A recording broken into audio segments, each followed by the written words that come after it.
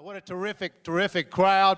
You know, if you've been watching the national media for the last year or so, you might have thought there were only 2 Democrats who were running for president. But if you saw the debate last night, you saw there were actually 3 Democrats running for president.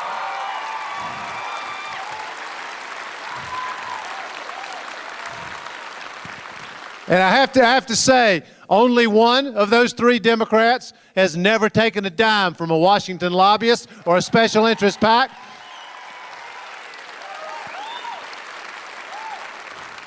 Only one of those 3 Democrats in a recent CNN poll beats every single Republican nationwide.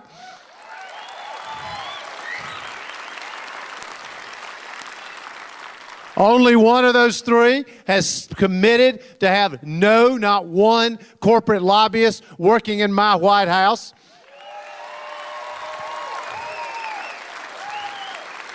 We need to do something about this mortgage crisis in a very, very serious way.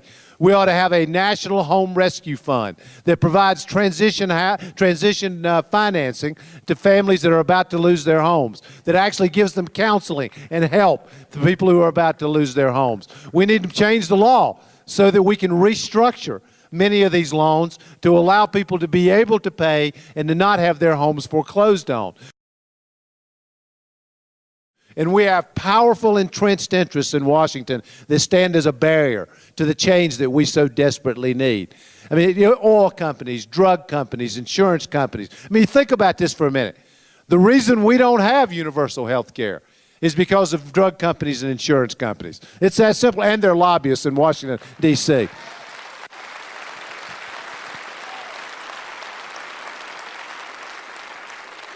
And we desperately need a president of the United States who will take those people on. You know the famous Harry Truman story. They said, "Harry, you're giving them hell." And he said, "No, I'm just telling the truth, and it feels like hell." Well, we're going to tell the truth. And the truth is that America needs universal health care, mandated for every man, woman, and child.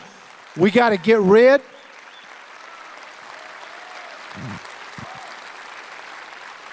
We got to get rid of the cracks in our healthcare system. We should, no such thing as pre-existing conditions. That ought to be banned as a matter of law. Mental health ought to be covered exactly the same as physical health. Preventive care, chronic care, long-term care, all should be covered. We should be able to take your health care with you wherever you go if you change jobs or if you move. Children living on the street in the United States of America. Last year, 35 million people, roughly the population of California, went hungry in this country. Hungry. In the richest nation on the planet. While ExxonMobil makes $40 billion. While the CEO of an insurance company makes $200 million. Tonight, 200,000 men and women who wore our uniform proudly and served this country patriotically, veterans, will go to sleep under bridges and on grates. Enough is enough. We're better than this. And it is time for us to take our democracy back. It is time for us to stand up and speak out.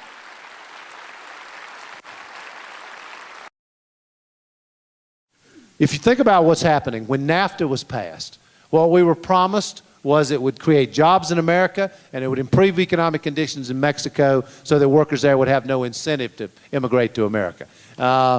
Both those things were false.